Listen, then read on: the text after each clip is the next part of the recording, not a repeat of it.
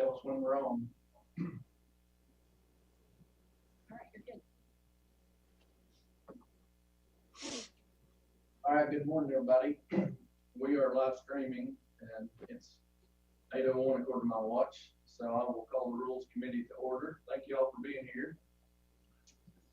And Commissioner Malone is going to offer a prayer for us to get started, and then Commissioner Ford is going to lead our pledge. If you'll join me in prayer. Father, we come to you just grateful this morning for many things, for just the gift of life and of salvation, and certainly the country and the community in which we live. Bless our time together this morning. May our conversation be honoring and pleasing to you and respectful of others. Just help us to do well the business of this community. These things we ask in your name, Lord. Amen. Okay. Let's honor America. I pledge allegiance to the flag of the United States of America, and to the republic for which it stands, one nation under God, and liberty and justice for all. Thank you, gentlemen. We do have a quorum. We have a new member on our committee that's not been with us before, so welcome to you, Commissioner Kate. And we got Commissioner Malone, Commissioner Ford, and myself, and Commissioner Wheeler is absent this morning, so we got 4 of us. First thing we need to do, and if anybody ever has any trouble hearing me, please let me know. I'm trying to talk to this microphone. And since there's nobody in the room here except Susan way over there, I'm not wearing a mask. It makes it harder to hear. First thing we need to do is approve our agenda. Do I have a motion to that effect?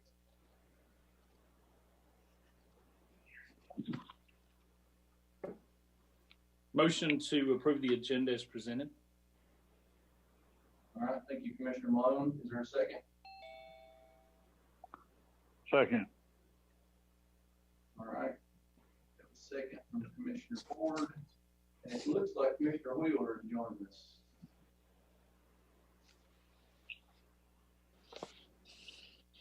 Can you hear us, sir, Commissioner Wheeler? Looks like he's having audio issues at the moment.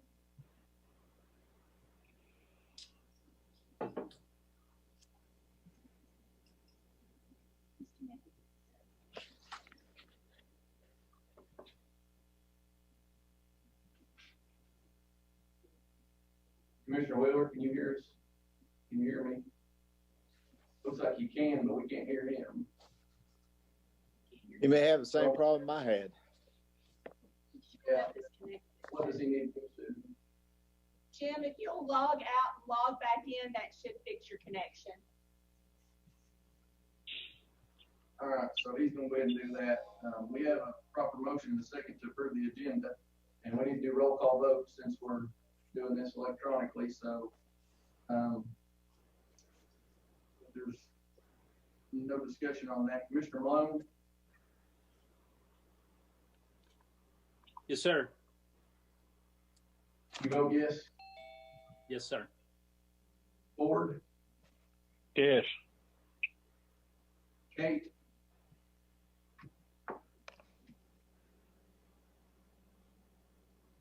Can you hear me now? We can, Jim. Commissioner Kate, you'll need to unmute yourself, please. Okay. Am I okay now? Yes, sir. Okay. How do you vote? Yes. All right, thank you. And I'll vote yes. Commissioner Dexter votes yes. So we have 4 yes, 0 no. So the agenda is approved. And welcome, Commissioner Wheeler. Glad you got the sound thing fixed there. Sorry for the technical difficulties. Next thing we need to do is approve our minutes from our last meeting in October on the 8th of October. Does anybody have any corrections or additions to those? And if not, do I have a motion to approve them? So moved. All right, motion by Commissioner Wheeler. Do I have a second? So moved. Second by Commissioner Ford. Any discussion of that? All right, let's vote. Commissioner Wheeler, Yes. Malone, Yes. Ford, Yes. Kate, Yes. and Chester's a yes.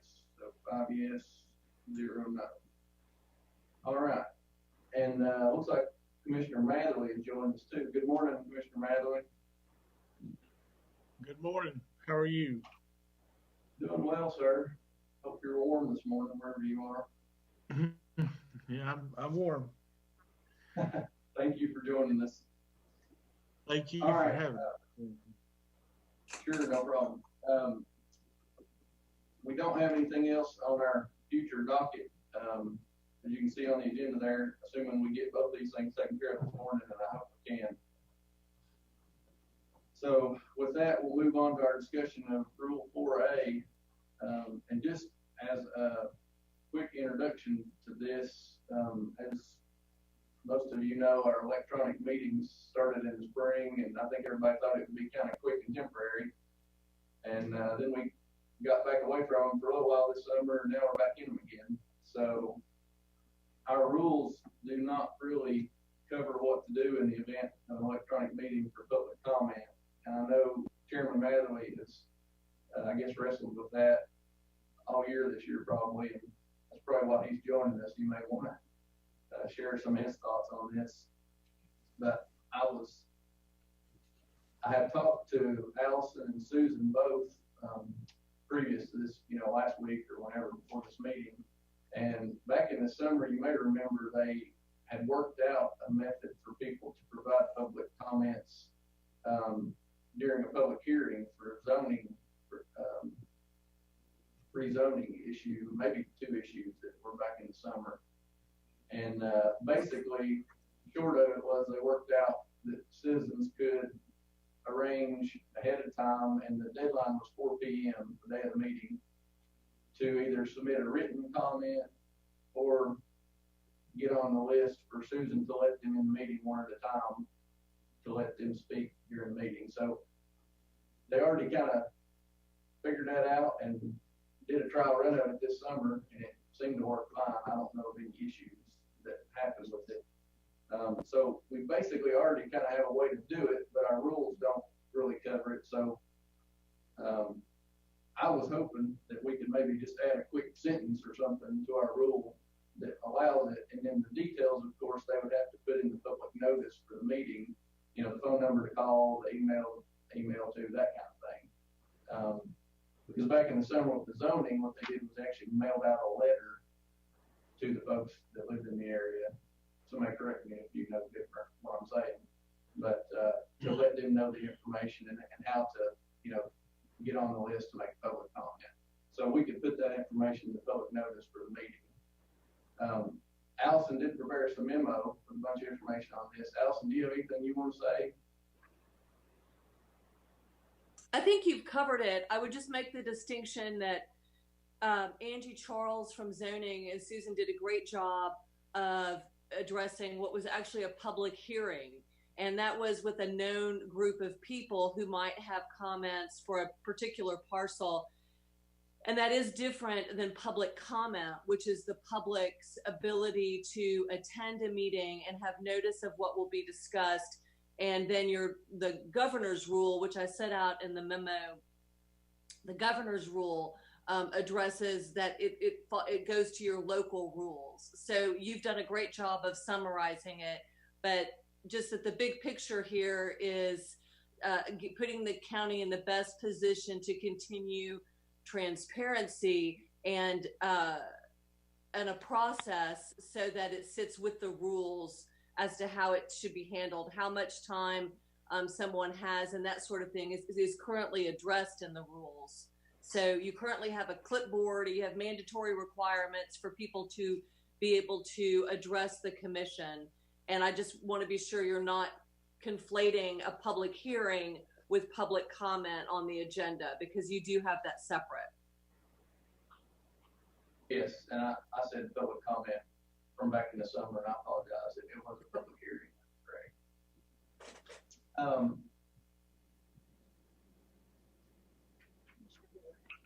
Do what? Yes, Commissioner Willis. The concern that I had was I don't know how much ability she had to determine who was on the line before she allowed them into the meeting. They're in the waiting room, I think, is the way she handled it. But I don't know how much she can communicate with them to determine who it is and what they wish to speak on.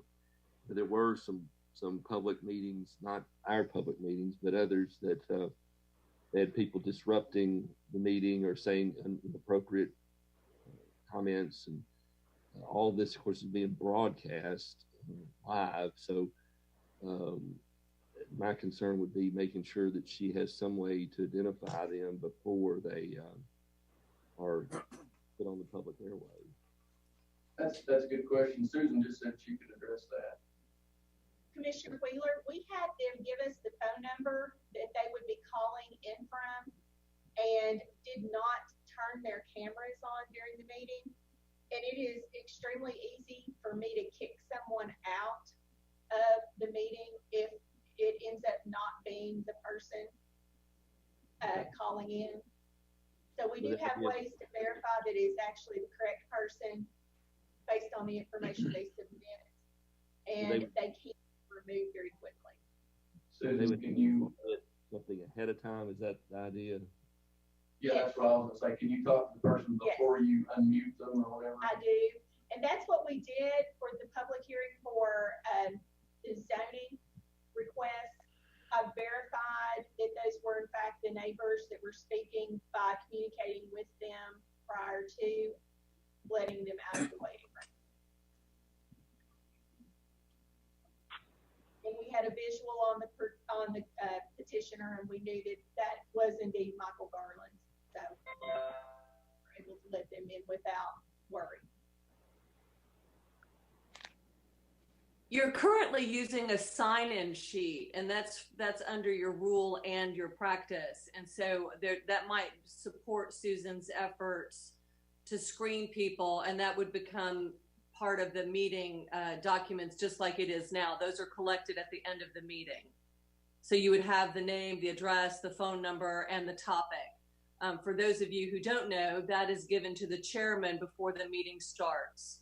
So you're looking for an electronic practice that would, keep the same function, and that'll support Susan's efforts to vet that. She'll have identified information. You might want to consider what's on that sheet. Teresa probably has more detail than I do, or the chairman has seen it more than I have. And I believe Susan told me, correct me if I'm wrong, Susan, but when they did this before for public hearing, they allowed, I think they could either email in or they could contact Sherry or Susan. Right. And we did set up a info@washingtoncounty10.org email address that both Sherry and I monitor. So nobody fell through the cracks when we sent that letter out. And they could call. We asked them to give us the exact same information that we request on that sign-in sheet. So could you prepare a list sheet as people contact you ahead of time that you could then give to Commissioner Matherly before the meeting? Yes, and that's what I did do for that commission meeting. Commissioner Matherly knew exactly who was getting ready to talk. The order and all the that. order and everything.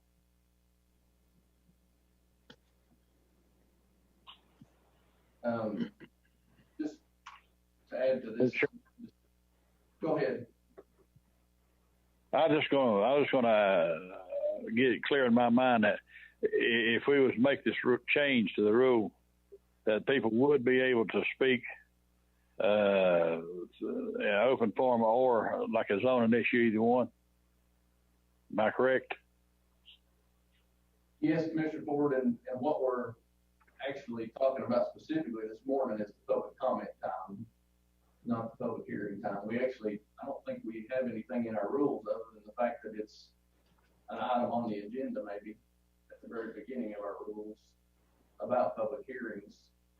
Yeah, at the beginning of our rules, under the order of business rule, Rule 3, it says, if required, public hearings And then at the conclusion of public hearings, Board of County Commissioners will reconvene in regular session. Rule 4 also addresses it. Rule 4 has something to do with public hearings. Yeah, there's a whole section on public comment. Public comment, not public hearings. I thought we were addressing both. Yeah, we're supposed to be both, isn't it? I think that's what Commissioner Ford was asking earlier, was will this also apply to public comment? Well, and that's the point I'm making, is there's nothing in our rules that talk about public hearings other than it's on the list in Rule 3 of what's supposed to be on the agenda if it's required. Allison could speak to this, but most public public hearings are addressed in statutes or state rules regarding what we have to do with respect to rezonings and things like that. And that's why that was easier to handle in an isolated way. And Angie Charles knew what she normally had to do to give notice. And then Susan supported that process with her expertise with electronic meetings and Zoom. And so that all happened. And what's happening now is whether or not to have public comment on an agenda falls to the chairman who controls the agenda. And for your benefit as commissioners, there's no process for public comment electronically if it's going to happen, because the rule specifically addresses it, and that can't be performed electronically because it's an in-person rule. So I think Commissioner Wheeler's right on the money there, that the state statute addresses public hearings. That has to be met because there's a different timeline for notice and that sort of thing to those interested property owners. And technology-wise, Susan could do the same thing, but I don't know that that's in y'all's, focus so much today as public comment. But it's good to talk about the process so that you understand the meeting when it happens. But the rule-wise, Commissioner Tester, I agree. I didn't see another part that addressed how public hearings would be handled under your Washington County rules of procedure. And that's where the gap is. Yeah, our Rule 4A about public comment specifically says the sign-in sheet shall be supplied at 5:30 and that kind of stuff. So that's why it's pretty specific, and it doesn't really apply to electronic meetings. So if I may, if you guys, since this is electronic, I'll read this real slowly so you can write it down or listen or whatever. But I came up with one sentence that we can discuss and see what you guys think, but that we could add at the very end of Rule 4A that would basically just summarize and allow for this to be to work for electronic meetings. So I'm going to read this sentence. In the event of an electronic meeting, citizens shall be allowed to sign up to address the board with the mayor's office or communication director prior to 4 p.m. on the day of the meeting.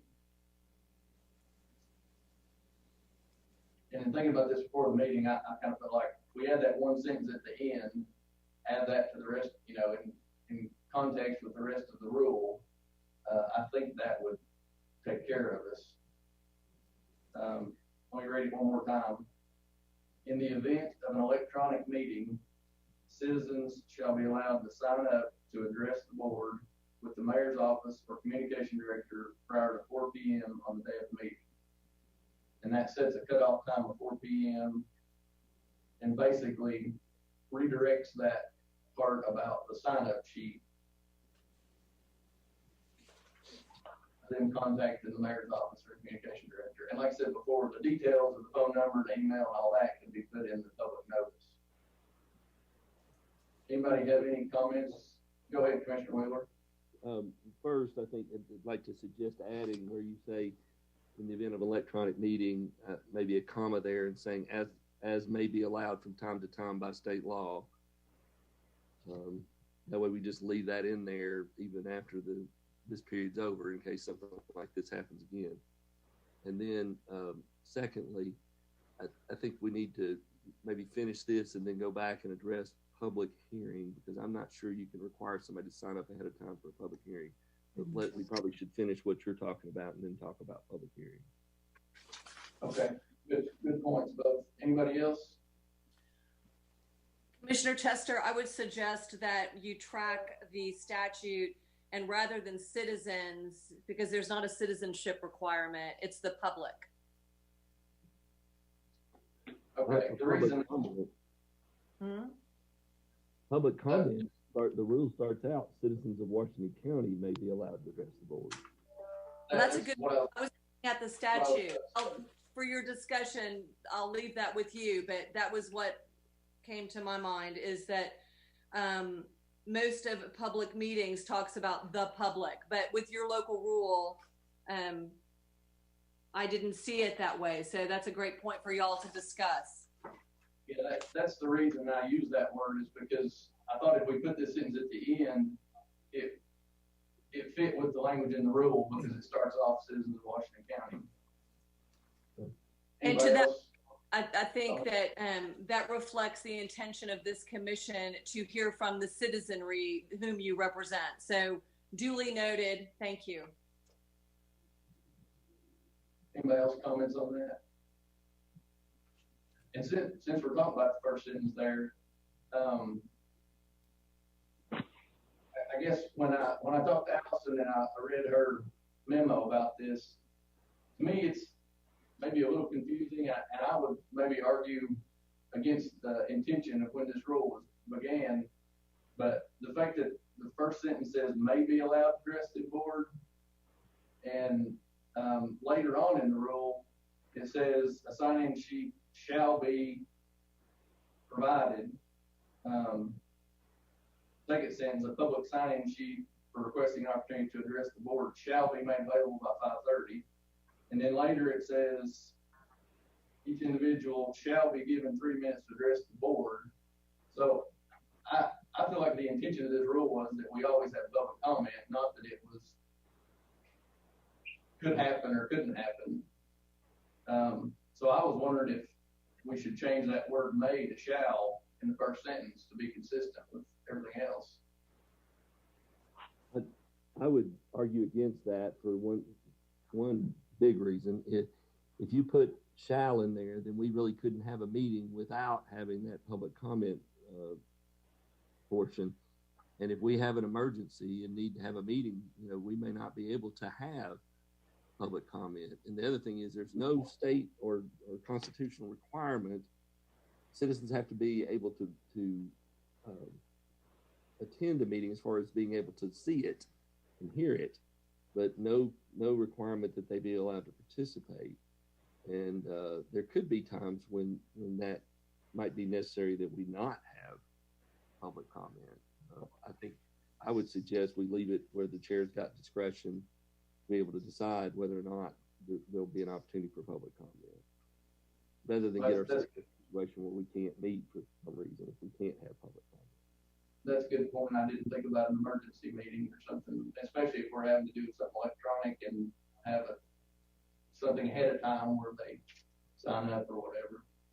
And it did help out, I guess, that it was worded that way for this year with the unforeseen circumstances of all these electronic meetings and all this we've been dealing with this year. Chairman Manley, you've been awful quiet. You got anything you'd like to throw in here?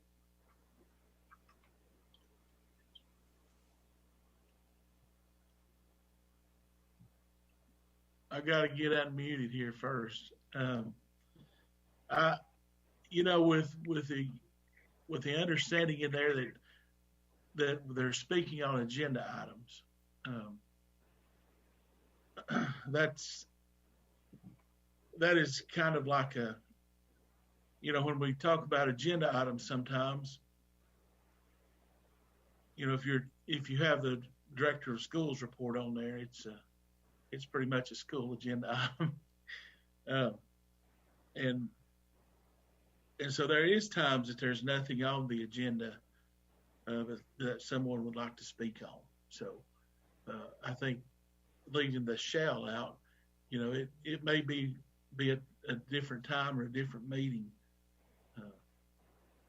when those items that they really want to talk about appear on the agenda. It may not be on that agenda that day.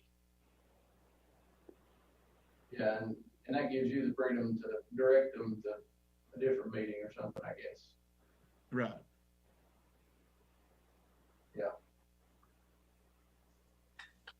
Are you saying, like where it says comments shall be limited to items on that meeting's agenda? Would you prefer that sentence be a may, comments may be limited, where you've got the flexibility, or do you want it to stay shall? One of the things I think about, Commissioner Wheeler, is a man wanted to come and address some issues about litter, and there's only about twice a year that an item appears on our agenda about litter, and that's when we accept the litter grant, and we budget the litter grant. So I would like some discretion on certain items like that. You know, I hate to tell people how you need to come back 2 months. We'll be talking about the litter grant. And I know every commissioner there would like to hear about, you know, his concerns. So the rules kind of limit me pretty tight. You know, if it's not on that agenda, I have to turn you away. So that's just one thing that I would like to have a little bit more discretion of. Or if, you know, we could, you know, I could bring their concern to them and the commission can vote whether they hear them or not. But it might be easier, you know, I know everyone would want to hear those concerns, and that's happened from time to time. We could fix that by just changing that sentence to comments may be limited to items on the meeting's agenda, so that if you have an agenda that's jam-packed and you need to defer them to the next month, you have that discretion. Yeah, it'll just give me a little more flexibility, and I think it would work better for all of us. So we're talking about the sentence that says, sign-in sheet, no, sorry. Comments shall be limited to items on that meeting's agenda. Commissioner Wheeler, you're saying change that shall to a may. Yes. Correct? Yes. All right. And Commissioner, Chairman Madley, that's what you're talking about. All right. Does anybody else have any comments about that? This is maybe just a question, but when it says may, of course, it comes back to the first sentence as well, but part of me then goes, well, who determines whether or not it happens? I just wonder, especially on that sentence, if you need something introductory to say at the chair's discretion, comma, comments may be limited to items on that meeting's agenda. I'm just wondering if it's may, who then makes the decision? The board itself or the chair? That would clear it up. Commissioner Wheeler said that would clear that up. Commissioner Ford, were you trying to say something?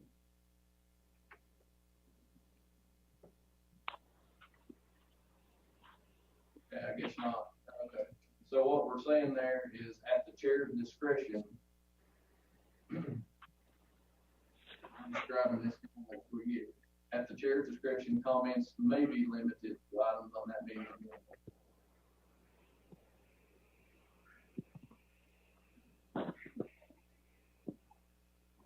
All right, and the other sentence with Commissioner Wheeler's addition about state law, I'll read that again to you, and we're talking about putting that at the very end as just a way to provide for public comment to happen for electronic meetings. The sentence reads, in the event of an electronic meeting, comma, as may be allowed from time to time by state law, comma, citizens shall be allowed to sign up to address the board with the mayor's office or communication director prior to 4 p.m. on the day of the meeting.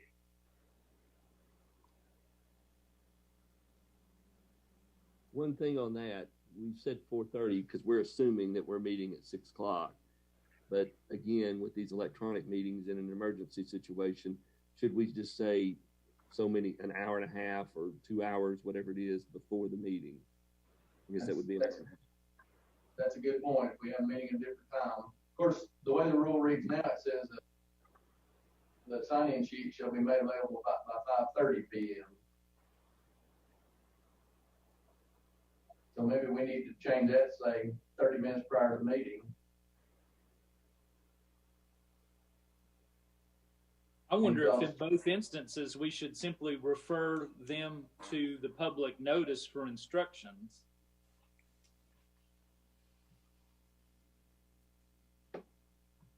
Rather than getting too detailed in this document, if you just refer them, say that instructions will be provided in the public notice. My only concern there, if we don't put something in there, is somebody somewhere is going to have the discretion of when they put the sign-in sheet out. And, you know, maybe they get it out 30 minutes before, maybe they don't, whatever. Commissioner Tester, take you back ma'am. to working together. Rule 1 talks about convening of the board at 6 p.m.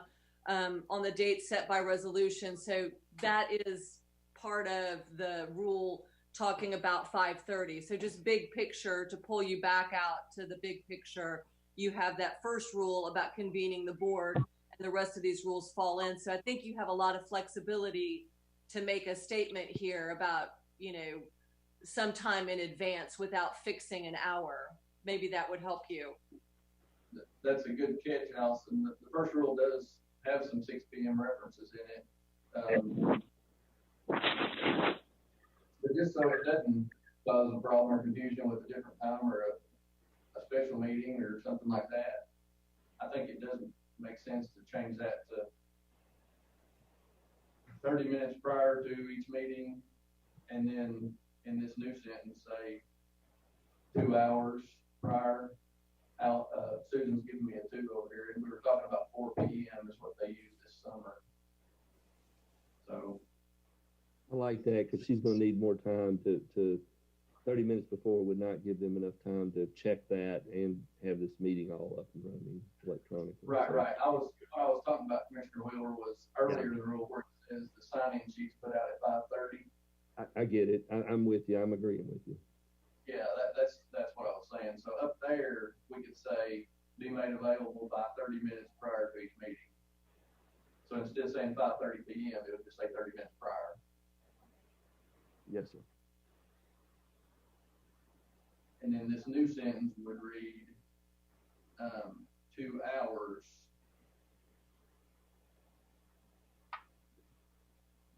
prior to the meeting.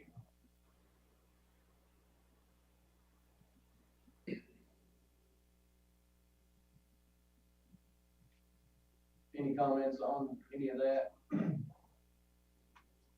Questions? All right, so the changes we're talking about here is the sentence about limiting them to, well, I'll go in order here. The sentence about the sign-in sheet will now read, a public sign-in sheet for requesting an opportunity to address the board shall be made available 30 minutes prior to each meeting. Okay, so that's one change. Then down there on talking about the agenda items, limiting comment, it will say, at the chair's discretion, comments may be limited to items on that meeting's agenda. And then at the very end, we'll be adding this sentence, in the event of an electronic meeting, comma, as may be allowed from time to time by state law, comma, citizens shall be allowed to sign up to address the board with the mayor's office or communication director 2 hours prior to the meeting.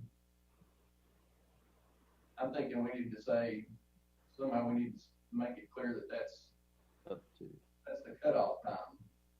So maybe say up to 2 hours before. Up to. All right, so in the event of electronic meeting, comma, and may be allowed from time to time by state law, comma, citizens shall be allowed to sign up to address the board, the mayor's office, communication director, up to 2 hours prior to the meeting.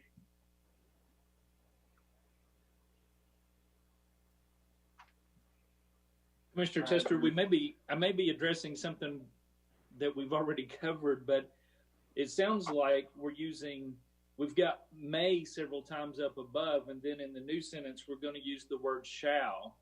So it almost makes it seem as if when we have an electronic meeting, the public has the guaranteed right. I just wonder in that sentence at the end that we're adding, should we not use may instead of shall? Well, that's a good question. The sentence earlier about the 5:30 p.m. that we're changing to 30 minutes about the sign-up sheet. Let's see. No, that one doesn't say it. But yeah, it does. That sentence says a public sign-in sheet for requesting an opportunity to address the board shall be made available by 5:30 prior to the meeting. We're going to say 30 minutes prior to each meeting. But that one says shall also.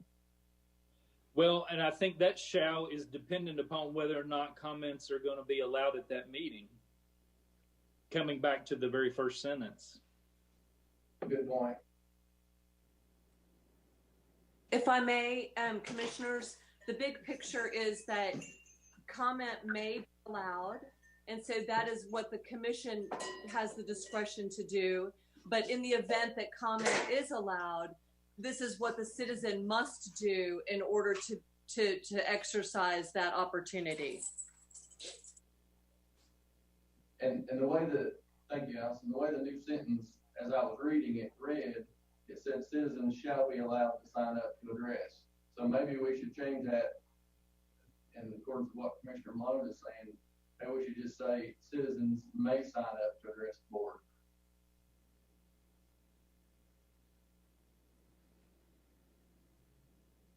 So that'll work because it's limited then when you say the up to 2 hours before. That's what requires them to do it by that time. Okay, so let me read the whole sentence now the way it is. In the event of an electronic meeting, comma, as may be allowed from time to time by state law, comma, citizens may sign up to address the board with the mayor's office or communication director up to 2 hours prior to the meeting. All right, any other questions or comments? Do I have a motion to make those three changes to Rule 4A? So moved.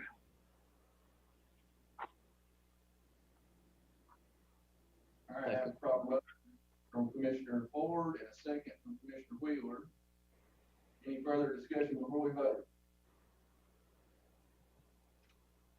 All right, let's do a roll call. Commissioner Wheeler? Yes. Malone? Yes. Ford? Yes. Kate? Yes. And Tester's a yes. All right, so we'll need a resolution for that at the next commission meeting. Now, Commissioner Wheeler, you said that you thought we need to talk for a few minutes about public hearings. Yes, I'm a little concerned, and I think maybe this might depend on the individual statute as far as it requires a public hearing, which most of ours are going to be rezoning. But we might need to look at that statute about, and I don't mean the rules committee, which is the legal department, about whether anything in the wording of that would require us to let someone speak who just shows up at the public meeting, at the public hearing. Because the nature of a public hearing is you listen to other citizens, and then if you want to speak, you speak. And that's why you ask other people for the item first, then you ask if there are people against, because somebody may decide in listening to the people speaking for something or hearing about what is actually going on that they want to speak. I'm just a little concerned that we not create a problem there. I think because of electronic hearings, we might have some leeway there to require somebody to sign up ahead of time to speak at a public hearing for an electronic meeting, perhaps. But like our normal meetings, Ms. Wilkinson and maybe Commissioner Matherly could address this. We don't require somebody to sign up, do we, to speak at a public hearing? I'm asking that as a question. I'm happy to share that the context that I had was limited in advance of that public hearing, and Angie Charles, who has the experience with the particular statute, gave we looked more at the notice to those individuals, which normally has to be given for the affected property owners. I don't have the statute in front of me right now, but I remember discussing the importance of not adding additional restrictions. And I think that that's what I'm hearing Commissioner Wheeler address, is that the commission doesn't want to further restrict or restrict at all the rights of an individual under the statute. So if it would be helpful to y'all, I could share this with Angie Charles, make sure she, maybe looks at this meeting and hears your comments, and then I'd be happy to work with her to make sure that the next time they roll up, it meets just the legal aspect. Mr. Chairman, I would defer to you on the other details. No, normally I do not require those folks to sign up. One of the things that you have to remind them of, though, when you do go to a meeting, sometimes when you go in there and with that public comment sheet, they will go ahead and sign up under public comment. Like us this morning, we've had difficulty talking about public hearings and public comment. So they kind of get confused at times that they need to sign up under public comment. Teresa has done a great job. Me and her got together, and we have told them, you don't have to sign up for a public hearing on rezoning or something. So that's why I try to keep that separate. And even in the meeting, I'll tell them, this is a public comment time. We'll have public hearing in just a little while on the rezoning. So yeah, it's kind of confusing to them, but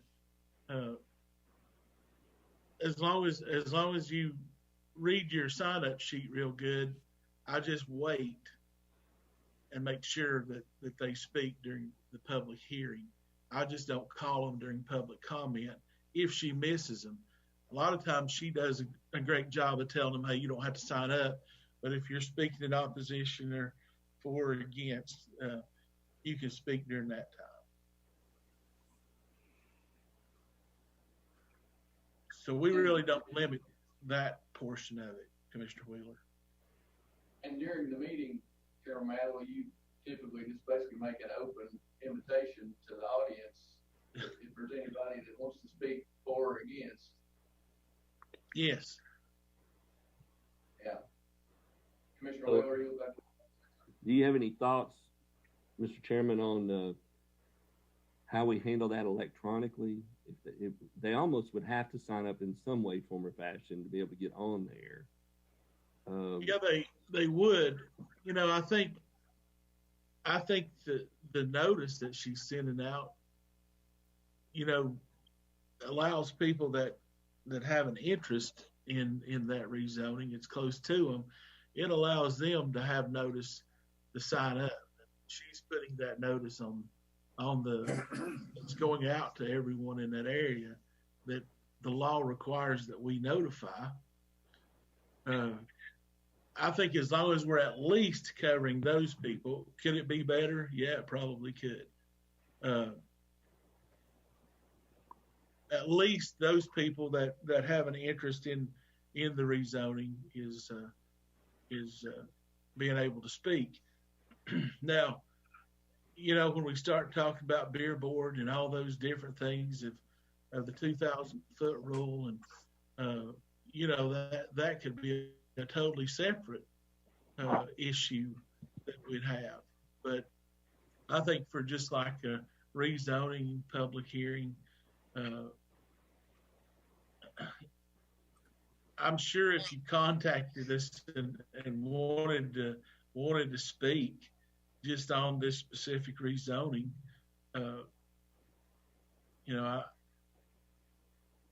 that would be something we would try to accommodate anybody. I think in a regular meeting we don't restrict anybody that wants to speak on rezoning. So I think we try to accommodate them. But it would be the notice part that we would have to get right as far as in the notice and notifying the people that are most affected too.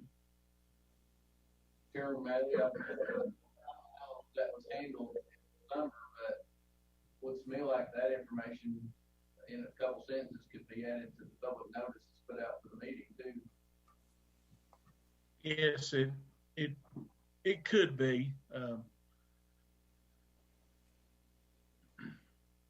I mean, just a, a sentence saying if anybody wants to speak on this issue or, zoning or whatever it is, you can call prior to 4 p.m. on the day, this phone number or email or whatever.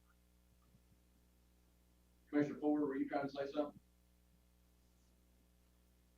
No, it wasn't me. Okay.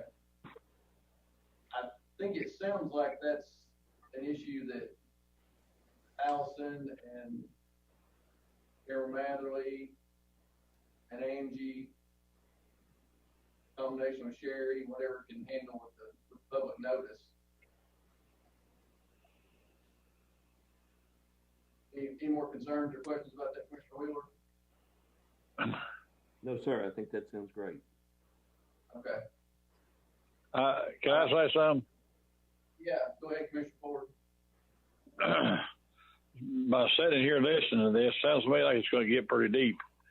And to me, I'd like to say, I'd like to see us maybe table this thing and till next month, and give the lawyer and everybody, Angie and everybody concerned in this thing, opportunity to get together and come back to us with what works.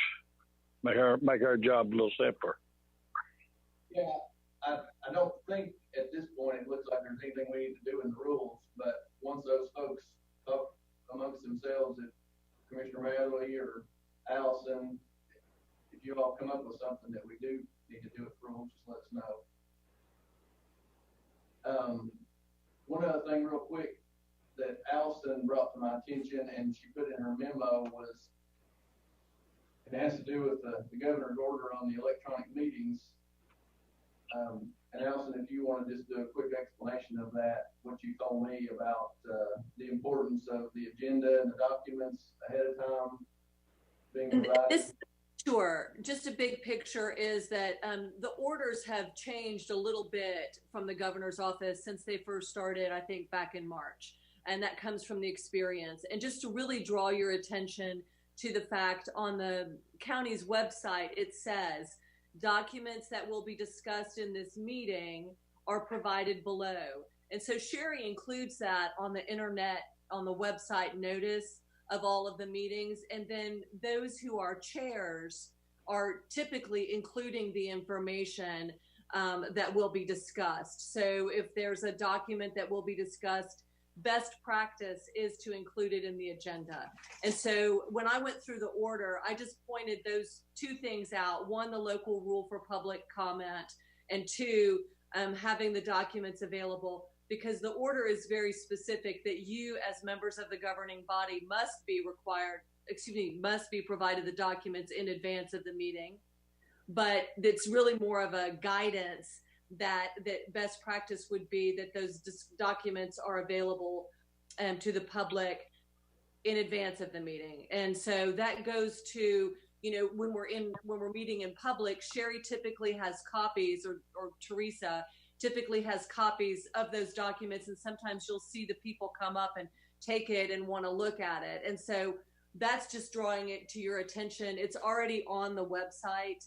If that's a discussion point, it may be too granular for you, but just to keep you advised of the executive order and best practices from the comptroller's office, I raised it there. Yeah, at the bottom of page 4 in Allison's memo, says comptroller guidelines recommend that the governing body should consider making documents be made available to the public prior to the meeting. So that's what she's talking about. If it's okay with you guys, I will just emphasize in my rules committee report at the next commission meeting that point, so that the chairman of the committees and everyone will be aware of that. Does that sound good to everybody? Sounds good. Yes. All right. I'm seeing a head shaking. Yep. Okay. All right. We got 10 minutes, and the mayor asked for an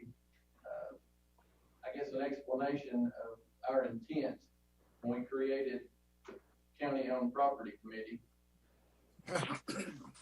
That's Rule 12 and 7. And I will just read that rule real quickly, and I don't know, the way I see this going, we can just comment, and the mayor could have joined us this morning, but doesn't look like he did, so he can go back and listen to it or whatever if he wants to. But also Commissioner Carragher, is he still on with us? No, he dropped out. Okay, well, that's unfortunate because he's now chair of the county-owned property committee. But let me read this rule. County-owned property. This committee will address issues and recommend measures pursuant to TCA 57106, which provides that county buildings are to be erected and kept in order and repair at the expense of the county under the direction of the legislative body for the purposes stated therein and for all other purposes and requirements under state law. This committee shall consist of 4 members of the board and the county mayor. So if I remember right, Commissioner Wheeler was one of the first people, if not the first, to bring up, hey, we need to have this committee. Em, would you like to say anything there as far as the intention? Sure. And I, one thing I had asked that the chairman be here, because this really came out of conversations that we had where different folks in the county had asked us about maintenance issues and that type thing. And we also, when you look at the situation with the election commission making decisions that our commission needs to make about what to do with respect to their space, we talked several times about, well, this is what would have been handled previously under the county-owned property committee, and we just talked about needing to bring it back. I think the description pretty self-explanatory in that they need that fleshed out. That's fine, but Chairman Madley probably can speak to that as well, or much better than I can. Yeah, my general understanding was our intent was basically anything that had to do with county property, because I know there were some issues that specifically, and again, Commissioner Carragher left us, but he has been chairman of the CIA committee and the last couple of years, and we've had several issues come to that committee about county-owned property because there was just nowhere else for it to land, I think. So that was my understanding, just generally anything that was related to the county-owned property. Chairman Madley, do you want to say anything here?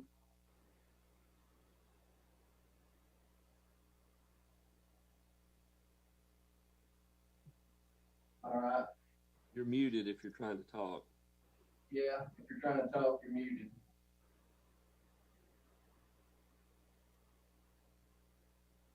All right. Anybody else want to say anything here? And just for information purposes, you may have noticed I did include the mayor on the email about this meeting, the fact that it would be on the agenda and stuff. So since he asked the question. Commissioners, I don't want to speak for the mayor, and I haven't been asked. And Commissioner Ford is also on the commission's county-owned property committee. And if my recollection serves me, it is that the question really focused on the use of the word buildings. Is that your recollection, Commissioner Ford? Just for your benefit today, trying to unpack the issue without the benefit of someone else doing that with you. It was, did this committee just mean it to be about buildings and not premises? That's correct. Yeah, we know the whole purpose of the committee, not just the building part.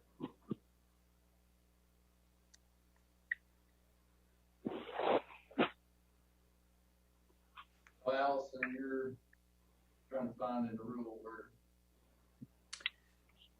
So in the rule, it says, pursuant to measures which provides that county buildings are to be erected and kept in order and repair at the expense of the county. And so the discussion was, well, it just says buildings. Does that mean parking lots, et cetera? And, you know, my comment at the time was that I had heard y'all discussing that because these are expenses of the county related to property owned by the county, that a committee would address that. but I didn't want to speak for y'all to that committee or to the mayor. So, but the focus was very much on the use of the words buildings, which does track the statute.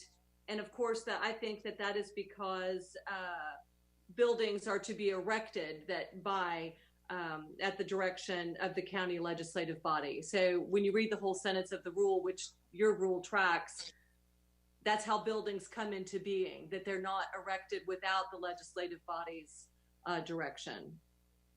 And then, of course, the mayor has control of county property, except for, courtrooms, courthouses, which the sheriff has. And that's a whole other statute, which y'all discussed. And so my recollection was that you kind of dovetailed them. Where does the legislative body come in with its policymaking, funding aspect? And then you included the mayor as a voting member to put those two powers together. That was my general recollection. So if I didn't get that right, I would want y'all to, correct me if I can help with that. I would say our general intent was all property. That's what I think. I see Commissioner Munn shaking his head. Yes, I would agree that I think the intent was all county-owned property and not just those properties with improvements, specifically as noted buildings. So I would ask Allison, does that TCA reference, does it have anything in it that would generally include all property, or do we need to change our wording of our rule at next month's meeting or something to that effect? The rule, and you've got the chairman on here, I think that you're good to go so long as your intent is clear, because what you have indicated is that the committee will address issues and recommend measures pursuant to this rule. And the rule says that buildings are to be erected and kept in order and repair under the direction, and that you may levy a special tax for that purpose. Obviously, you also fund other expenses with budgets and that sort of thing. So I would expect the rule to be, your rule to be broad enough, but, I'm certainly happy to, address that for you in a future meeting if that would be beneficial so that you have good communication. But you've got the chairman on the line here, so he can give you some context, and I'm happy to address the rule for you later. All right, we've got 2 minutes till 9 here. Commissioner Madley, do you want to say something for 30 seconds? Yes, 30 seconds. There's a lot of questions that come up that me or the mayor might need some direction on answering from the commission. I think this is an excellent source to come to that has to do with the property, different ways people want to use our property, our liability that's in these properties. And we need somewhere to bring this to say, hey, we don't want to make the decision on our own. So we can do that, and we have done it for 4 years. But I feel like that sometimes it's better to have a committee to bring these things to, and it gives you all some heads up and some notice as of what's going on. And, sometimes we need some direction. All right. And it can be as small as a car show sometimes. All right, thank you. I guess I'll just sum this one up by saying Commissioner Carriger and Porter are both on that county-owned property committee, and Ford's here today on this committee and in this discussion, and Carriger was here on this committee when we created the rule to form the committee. If anybody feels like we need to do something different with the rule, you can talk to Allison in the meantime between now and next month, and we can come back next month and do something if we need to. But, all right. Do I have a motion to adjourn? Can I ask you a quick question? You've got this resolution coming out of this committee with respect to public comment, so that we understand your intent. We've got a super quick turnaround. We're finishing the packet tomorrow and Friday.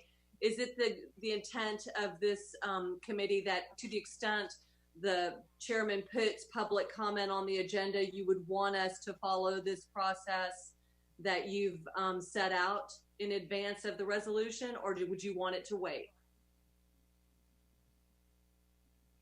My personal opinion is She's talking about for this month's meeting. This month's meeting is electronic, and we don't have this public comment process in place because it's the subject of this resolution that will be considered at this meeting. I think with your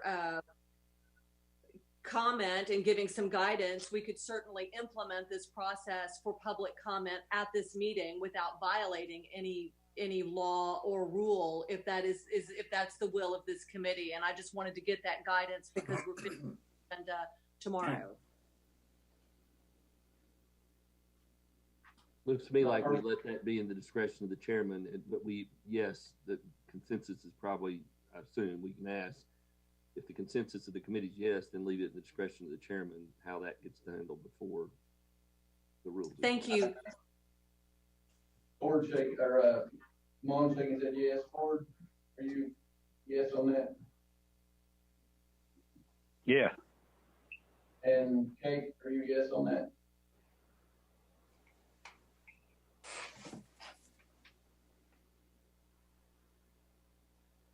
Yes. All right, great. All right, thank you all. Motion to adjourn.